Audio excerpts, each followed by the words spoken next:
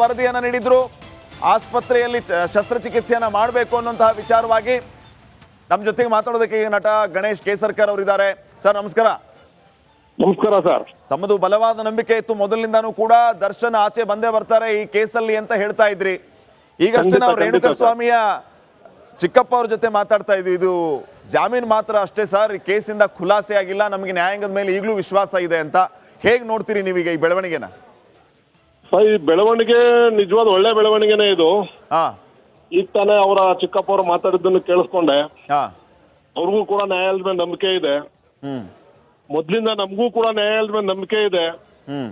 ಅದಕ್ಕಾಗಿ ಅವ್ರ ಪರವಾಗಿ ಅವರ ಒಂದು ಪರವಾಗಿ ಮಾತಾಡ್ಕೊಂಡು ಒಬ್ಬ ಆರೋಪಿ ಯಾವ ಸ್ಥಾನದಲ್ಲಿ ಇರಬೇಕು ಆ ಸ್ಥಾನದಲ್ಲಿ ಇದ್ದಾರೆ ಅವರು. ಇನ್ನು ಅಪರಾಧಿ ಆಗಿಲ್ಲ ಅಂತ ಪ್ರತಿಪಾದನೆ ಮಾಡ್ಕೊಂಡ್ ಬರ್ತಾ ಇದ್ವಿ. ಅದೇ ತರ ಇವತ್ತು ನ್ಯಾಯಾಲಯ ನಮ್ಮೆಲ್ಲರ ನಂಬಿಕೆಯನ್ನ ಹುಸಿಗೊಳಿಸದೆ ಅವ್ರಿಗೆ ಒಂದು 6 ತಿಂಗಳ ನಂತರ ಜಾಮೀನು ಕೊಟ್ಟಿದೆ. ನಮ್ಗೆ ಈಗಲೂ ನ್ಯಾಯಾಲಯದ ಮೇಲೆ ನಂಬಿಕೆ ಇದೆ. ದರ್ಶನ್ ಅವರು ಈ ಕೃತ್ಯದಲ್ಲಿ ಭಾಗಿಯಾಗಿಲ್ಲ. ಇಂಡೈರೆಕ್ಟ್ ಆಗಿ ಏನಾದ್ರು ಆಗಿದ್ರು ಆಗಿರ್ಬೋದು, ಡೈರೆಕ್ಟ್ ಅಂತೂ ಅವ್ರ ಕೈಯಲ್ಲಂತೂ ಸಾವಾಗಿಲ್ಲ ಅನ್ನೋದು ಈಗಲೂ ನಮ್ಮ ನಂಬಿಕೆ ಇದೆ ಸರ್. ಮತ್ತೆ ಸಿ ವಿ ನಾಗೇಶ್ ಅವರು ವಾದ ಮಾಡ್ತಾ ಇರೋದು, PPP ಅವರು ಮಾಡ್ತಾ ಇರೋ ವಾದ ಎರಡನ್ನೂ ಕೇಳ್ತಾ ಇದೀವಿ, ನೋಡ್ತಾ ಇದೀವಿ. ಎಸ್ ಪಿ ಪಿ ಅವರು ಮಾಡ್ತಾ ಇರೋದ್ರಲ್ಲಿ ವಾದ ನೋಡ್ತಾ ಇದೀವಿ. ಬಟ್ ಸಿ ವಿ ನಾಗೇಶ್ ಅವರು ವಾದ ಮಾಡಿರೋ ರೀತಿ ನೋಡಿದ್ರೆ ಮೊದ್ಲಿಂದ ನಾವು ಹೇಳ್ಕೊಂಡು ಅವರು ಕೋರ್ಟ್ ಅಲ್ಲಿ ಮಾಡ್ತಾ ಇದಾರೆ ಅನ್ನೋ ನಂಬಿಕೆ ನಮಗೆ ಬರ್ತಾ ಇದೆ ಸರ್. ಹಾಗಾಗಿ ನ್ಯಾಯಾಲಯದ ಮೇಲೆ ನಂಬಿಕೆ ಇಡೋಣ. ಈಗ ಆರೋಪಿ ಜಾಮೀನ್ ಮೇಲಿದ್ದಾರೆ. Okay okay, thank you Ganesh ಅವರೇ ನಮ್ಮ ಜೊತೆಗೆ ಮಾತಾಡಿದ್ದಕ್ಕೆ. ನಾಗೇಂದ್ರ ಬಾಬು ನೇರ ಸಂಪರ್ಕದಲ್ಲಿ. ನಾಗೇಂದ್ರ ಬಾಬು, ಗಮನಿಸ್ತಾ ಇದ್ವಿ ದರ್ಶನ್ ಈಗ ರೆಗ್ಯುಲರ್ ಬೇಲ್ ಮೇಲೆ ಆಚೆ ಬಂದಿರೋದು, ಈಗ ಅಧಿಕೃತವಾಗಿ ರಿಲೀಸ್ ಯಾವಾಗ ಅನ್ನುವಂತಹ ಪ್ರಶ್ನೆ ಇದೆ. ಏನ್ ಮಾಹಿತಿ ಕೊಡ್ತೀರಿ ಸದ್ಯಕ್ಕಿನ ಬೆಳವಣಿಗೆ ವಿಚಾರವಾಗಿ?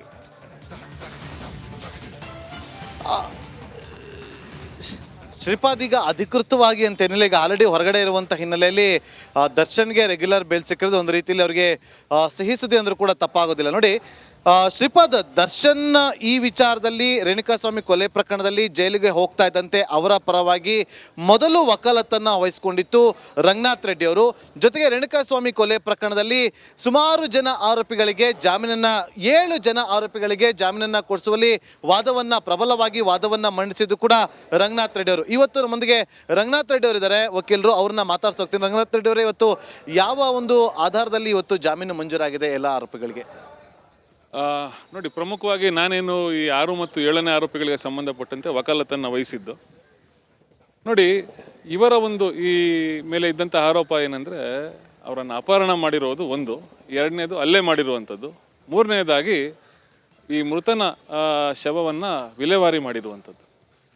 ನೋಡಿ, ಈ 3 ಆರೋಪಗಳಿಗೆ ಸಂಬಂಧಪಟ್ಟಂತೆ ಪ್ರಮುಖವಾದ ಕೆಲವೊಂದಷ್ಟು ಸಾಕ್ಷ್ಯಾಧಾರಗಳು ಅಂದರೆ ಪ್ರತ್ಯಕ್ಷ ಸಾಕ್ಷಿಗಳು, ಅಂದರೆ ಈ ಪುನೀತ್ ಮತ್ತು ಕಿರಣ್ ಅಂತ ಏನು ಒಂದು ಪ್ರತ್ಯಕ್ಷ ಸಾಕ್ಷಿಗಳು ಇಬ್ಬರ ಹೇಳಿಕೆಗಳನ್ನು ಪಡೆದುಕೊಂಡಿದ್ರು. ಅದು ಪೊಲೀಸ್ನವರು ಸುಮಾರು ಘಟನೆ ನಡೆದ 10 ದಿನಗಳ ನಂತರ, ಅವರ ಗಮನದಲ್ಲಿ ಇದ್ದರೂ ಸಹ ಘಟನೆ ನಡೆದ 10 ದಿನಗಳ ನಂತರ ಅವರ ಹೇಳಿಕೆಗಳನ್ನು ಪಡೆದುಕೊಂಡಿರುವಂಥದ್ದು. ಅದು ಬಹಳಷ್ಟು ಅನುಮಾನಗಳಿಗೆ, ಗಾಢವಾದ ಅನುಮಾನಗಳಿಗೆ ಈಡು ಮಾಡಿಕೊಟ್ಟಿತ್ತು ಒಂದು. 2ನೇದಾಗಿ ಪೊಲೀಸ್ನವರೇ ಒಂದು ಟವರ್ ಲೊಕೇಶನನ್ನು ಸಲ್ಲಿಸಿರ್ತಾರೆ. ಆ ಟವರ್ ಲೊಕೇಶನ್ನಲ್ಲಿ ಈ 6 ಮತ್ತು 7ನೇ ಆರೋಪಿಗಳ ಇರುವಿಕೆ ಎಲ್ಲಿಯೂ ಸಹ ಕಂಡುಬರೋದಿಲ್ಲ.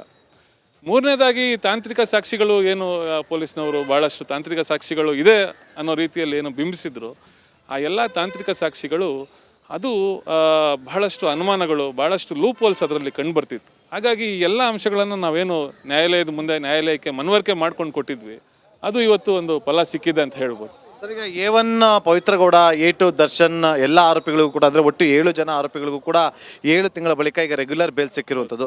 ಪ್ರಮುಖವಾಗಿ ಒಂದು ಜನರಲ್ ಆಗಿ ಮಾತಾಡೋದಾದ್ರೆ, ದರ್ಶನ್ ಈಗ ಆಲ್ರೆಡಿ ಹೊರಗಡೆ ಇದ್ದಾರೆ, ಈಗ ರೆಗ್ಯುಲರ್ ಬೇಲ್ ಸಿಕ್ಕಿದೆ. ವಾಟ್ ನೆಕ್ಸ್ಟ್ ಪ್ರಕ್ರಿಯೆಗಳು ಹೇಗಿರುತ್ತೆ? ಅಲ್ಲ, ಈಗ ರೆಗ್ಯುಲರ್ ಬೇಲ್ ಅಂದರೆ ನಿಯಮಿತ ಜಾಮೀನು ಅಂತ ಕರಿತೀವಿ ಇದಕ್ಕೆ. ನೋಡಿ, ರೆಗ್ಯುಲರ್ ಬೇಲ್ ಸಿಕ್ಕಿದೆ ಅಂತಂದರೆ ಇನ್ನು ಯಾವುದೇ ರೀತಿ ಮಧ್ಯಂತರ ಜಾಮೀನನ್ನು ವಿಸ್ತರಣೆ ಮಾಡುವ ಯಾವುದೇ ಒಂದು ಅವಶ್ಯಕತೆ ಇರೋದಿಲ್ಲ.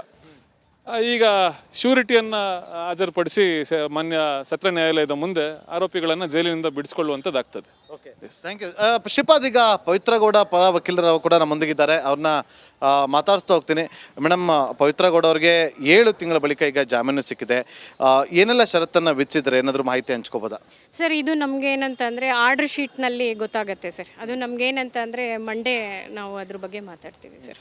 ಯಾವ ಗ್ರೌಂಡ್ಸ್ ಮೇಲೆ ಸಿಕ್ಕಿದೆ ಅಂತ ಹೇಳ್ಬಿಟ್ಟು? ಆ್ಯಕ್ಚುಲಿ ಅವರು ಈ ಇನ್ಸಿಡೆಂಟಲ್ಲಿ ಅವ್ರ ಪಾತ್ರ ಏನಿದೆ ಅಥವಾ ಅವ್ರು ಆ ಒಂದು ಗ್ರೌಂಡ್ಸ್ ಮೇಲೆ ಏನಂತಂದರೆ ಅವ್ರಿಗೆ ಬೇಲ್ ಸಿಕ್ಕಿರ್ತಕ್ಕಂಥದ್ದು ಸರ್. ಅಂದರೆ ಪ್ರಮುಖವಾಗಿ 3 ಅಂಶಗಳನ್ನು ಅಲ್ಲಿ ನೀವು ಪ್ರಸ್ತಾಪ ಮಾಡಿ ನಾವು ಕೂಡ ಗಮನಿಸಿದಂತೆ, ಒಂದು ಮಹಿಳೆ ಅನ್ನೋ ಕಾರಣಕ್ಕೋಸ್ಕರ, ಜೊತೆಗೆ ವಯಸ್ಸಾಗಿರುವಂಥ ತಾಯಿ ಇದ್ದಾರೆ, ಮತ್ತು ಮಗಳನ್ನು ನೋಡ್ಕೊಬೇಕು ಅಂತ ಹೇಳಿ. ಆದರೆ ಈ ಪ್ರಕರಣದಲ್ಲಿ ಪವಿತ್ರ ಗೌಡ ಅವರ ಪಾತ್ರದ ಬಗ್ಗೆ ಒಂದಷ್ಟು SP ಅವರು ಪ್ರಸನ್ನ ಕುಮಾರ್ ಅವರು ಕೂಡ ಒಂದಷ್ಟು ವಿಚಾರಗಳನ್ನು ಮಾಡ್ತಾರೆ. ಈ ಎಲ್ಲ ಪ್ರಕರಣಗಳಿಗೆ ಪ್ರಮುಖವಾಗಿ ರೂವಾರಿ ಆಗಿದ್ದೆ ಪವಿತ್ರ ಗೌಡ ಅಂತೇಳಿ. ಸೊ ಅದಕ್ಕೆ ಪ್ರಬಲವಾಗಿ ನೀವು ಕೂಡ ಪ್ರತಿವಾದವನ್ನು ಕೂಡ ಡಿಫೆನ್ಸನ್ನು ಕೂಡ ಮಾಡಿದ್ರಿ. ಸೊ ಹೇಗಿತ್ತು ಮೇಡಮ್ ಕೋರ್ಟಲ್ಲಿ ಪ್ರಕ್ರಿಯೆಗಳು? ಸರ್, ಆ್ಯಕ್ಚುಲಿ ಇದಕ್ಕೆ ಏನಂತಂದರೆ ನಮ್ಮ ಸೀನಿಯರ್ ಆದಂಥ ಟಾಮಿ ಸೆಬಾಸ್ಟಿನ್ ಸರ್ ಅದಕ್ಕೆ ಏನಂದರೆ ವಾದ ಏನಂತಂದರೆ ಮಂಡನೆ ಮಾಡಿದ್ದಾರೆ ಈಗ ಆಲ್ರೆಡಿ. ಅದು ನಿಮಗೂ ಗೊತ್ತಿರ್ತಕ್ಕಂಥ ವಿಚಾರ. ಬಟ್ ಈ ಒಂದು ಇನ್ಸಿಡೆಂಟಲ್ಲಿ ಏನಂತಂದರೆ ಪವಿತ್ರ ಗೌಡ ಅವ್ರದ್ದು ಯಾವುದೇ ಥರದ ಪಾತ್ರ ಏನಂತಂದರೆ ಇರಲಿಲ್ಲ. ಆ ಒಂದು ಗ್ರೌಂಡ್ಸ್ ಮೇಲೆ ಏನಂತಂದರೆ A1 ಆರೋಪಿಗೆ ಏನಂದರೆ ಬೇಲ್ ಆಗಿದೆ ಸರ್. ಈಗ ಜಾಮೀನು ಪ್ರಕ್ರಿಯೆ ಅಂದರೆ ಯಾವಾಗ ಸ್ಟಾರ್ಟ್ ಆಗುತ್ತೆ? ಅಂದರೆ ಇವತ್ತೇ ಹೊರಗಡೆ ಬರ್ತಾರಾ ಅಥವಾ ಹೇಗೆ? ಯಾಕಂದರೆ ಲೋವರ್ ಕೋರ್ಟಲ್ಲಿ ಒಂದಷ್ಟು ಷರತ್ತುಗಳನ್ನು ಕಂಪ್ಲೀಟ್ ಮಾಡಬೇಕು ಸರ್. ನಮಗಿಲ್ಲಿ ಏನು ಷರತ್ತು ನೀಡಿ ಬೇಲ್ ಆರ್ಡರ್ ಆಗಿದೆ ಅನ್ನೋದು ಏನಂತಂದರೆ ನಮಗೆ ಮಂಡೇ ನಮಗೆ ಕನ್ಫರ್ಮ್ ಆಗುತ್ತೆ ಸರ್. ಸೊ ಹಾಗಾಗಿ ಮಂಡೇ ಆನ್ವರ್ಡ್ಸ್ ಏನಂತಂದರೆ ಅವರು ರಿಲೀಸ್ ಆಗ್ತಾರೆ ಸರ್. ಅಂದರೆ ಇವತ್ತು ಹೊರಗಡೆ ಬರೋದಿಲ್ಲ? ಇಲ್ಲ ಸರ್, ಇವತ್ತಿಲ್ಲ. ಮಂಡೇ ಸೋಮವಾರನೇ ಬರೋದು? ಹೌದು ಸರ್, ಹೌದು. Thank you. ಎಸ್ ಶ್ರೀಪಾದ್, ನೋಡಿ ಇವತ್ತು ಪವಿತ್ರ ಗೌಡ ಆಗಿರ್ಬೋದು ಅಥವಾ ಉಳಿದಂಥ ಆರೋಪಿಗಳೇನು ಜೈಲಲ್ಲಿದ್ದಾರೆ ಅವರು ಮಂಡೇವರೆಗೂ ಕೂಡ ಹೊರಗಡೆ ಬರೋದಿಲ್ಲ.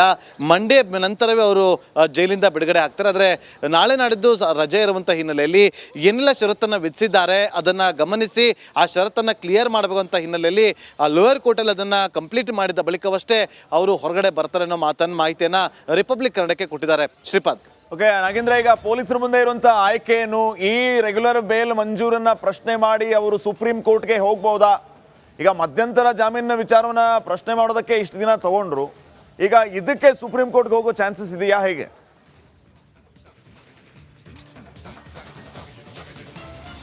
ಖಂಡಿತವಾಗ್ಲೂ. ಯಾಕೆಂತಂದ್ರೆ ಈಗ ನೋಡಿ, ಏಕಸದಸ್ಯ ಪೀಠದಲ್ಲಿ ಈಗ ಒಂದು ಅರ್ಜಿ ಸಲ್ಲಿಕೆ ಆಗಿತ್ತು. ಇದು ಜಾಮೀನು ಅರ್ಜಿ ವಿಚಾರಣೆ ಕೂಡ ನಡೆದಿತ್ತು. ಜಾಮೀನು ಅರ್ಜಿ ವಿಚಾರಣೆ ಬಳಿಕ ವಾದ ಪ್ರತಿವಾದಗಳನ್ನು ಆಲಿಸಿ ಇವತ್ತು ಕೋರ್ಟ್ ಹೈಕೋರ್ಟ್ನ ಏಕಸದಸ್ಯ ಪೀಠದ ನ್ಯಾಯಮೂರ್ತಿಗಳು ಜಾಮೀನನ್ನು ಮಂಜೂರು ಮಾಡಿದ್ದಾರೆ.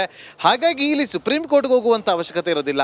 ಮೇಲ್ಮನವಿ ಸಲ್ಲಿಕೆ ಆಗುತ್ತೆ. ಅದು ಡಬಲ್ ಬೆಂಚ್ಗೆ, ವಿಭಾಗೀಯ ಪೀಠಕ್ಕೆ ಹೋಗುವಂಥ ಸಾಧ್ಯತೆಗಳು ದಟ್ಟವಾಗಿರುವಂಥ ಹಿನ್ನೆಲೆಯಲ್ಲಿ ಜಾಮೀನನ್ನು ರದ್ದು ಕೋರಿ ಪೊಲೀಸರು ಒಂದು ಮೇಲ್ಮನವಿ ಅರ್ಜಿಯನ್ನು ಸಲ್ಲಿಕೆ ಮಾಡುವಂಥ ಸಾಧ್ಯತೆಗಳು ಕಂಡುಬರುತ್ತೆ. ಈಗ ಆಲ್ರೆಡಿ ಸುಪ್ರೀಂ ಕೋರ್ಟ್ಗೆ ಹೋಗಿದ್ದು ಕಾರಣ ಏನಂತಂದರೆ, ಈಗ ಆಲ್ರೆಡಿ ಅವರು ಇನ್ನು ಜಾಮೀನಿನ ಅಂದರೆ ಮೆಡಿಕಲ್ನ ವಿಚಾರವಾಗಿ ಮಧ್ಯಂತರ ಜಾಮೀನನ್ನು ಪಡೆದುಕೊಂಡಿದ್ರಲ್ಲ, ಅದನ್ನು ಪ್ರಶ್ನೆ ಮಾಡಿ ಅದನ್ನು ರದ್ದುಗೊಳಿಸಬೇಕು ಅಂತೇಳಿ ಸುಪ್ರೀಂ ಕೋರ್ಟ್ಗೆ ಹೋಗಿದ್ದಂಥ ಪೊಲೀಸರು ಈಗ ರೆಗ್ಯುಲರ್ ಬೇಲ್ ಸಿಕ್ಕಿದೆ. ಆ ರೆಗ್ಯುಲರ್ ಬೇಲ್ ಸಿಕ್ಕಿರುವಂಥ ಹಿನ್ನೆಲೆಯಲ್ಲಿ ಮಧ್ಯಂತರ ಜಾಮೀನಿಗೆ ಇದು ಯಾವುದೇ ರೀತಿಯಂಥ ಒಂದು ವಿಲೀನ ಆಗ್ಬಿಡುತ್ತೆ. ಇದರಲ್ಲಿ ಯಾವುದೇ ರೀತಿಯಂಥ ಒಂದು ಅದರಲ್ಲಿ ಕಂಟಿನ್ಯೂ ಆಗುವಂಥ ಸಾಧ್ಯತೆಗಳು ಏನಿರೋದಿಲ್ಲ. ಹಾಗಾದರೆ ಮಧ್ಯಂತರ ಜಾಮೀನಿಗ ಬದಿಗೋಗುತ್ತೆ. ಈಗ ರೆಗ್ಯುಲರ್ ಬೇಲ್ ಸಿಕ್ಕಿರುವಂಥ ಹಿನ್ನೆಲೆಯಲ್ಲಿ ಅದು ಇಲ್ಲಿ ಹೆಚ್ಚಿನ ಮಟ್ಟದಲ್ಲಿ ಒಂದು ಪ್ರಾಮುಖ್ಯತೆಯನ್ನು ಪಡೆದುಕೊಳ್ಳುವಂಥ ಹಿನ್ನೆಲೆಯಲ್ಲಿ ದರ್ಶನ್ಗೆ ಈಗ ಬಿಗ್ ರಿಲೀಫ್ ಸಿಕ್ಕಿದೆ ಅಂತಲೇ ಹೇಳಬೇಕಾಗತ್ತೆ.